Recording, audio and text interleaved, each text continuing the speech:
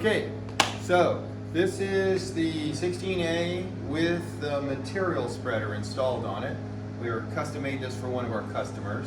And the idea is that we can put down a paste or a liquid, and then a bar will screed a very smooth coating onto your belt plate.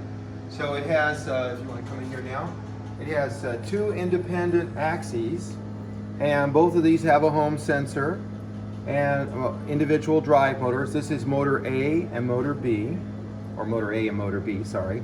And so basically we go to the control tab over here where it says ABC, and I have to push the button correctly.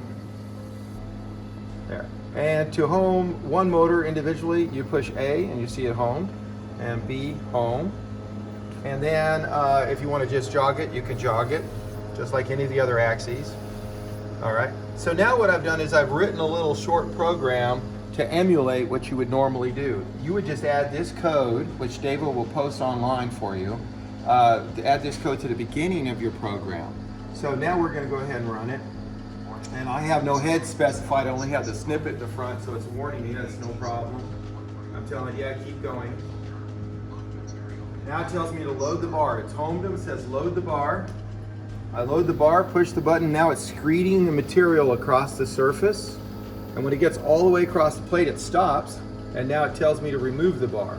Once I've removed the bar, I hit the start button one more time up here, and now it recoils, now it's out of the way, and now you can print. That's it. We'll cover the other technical details in a different video. Anyway, that's the once over. Thank you very much. Bye.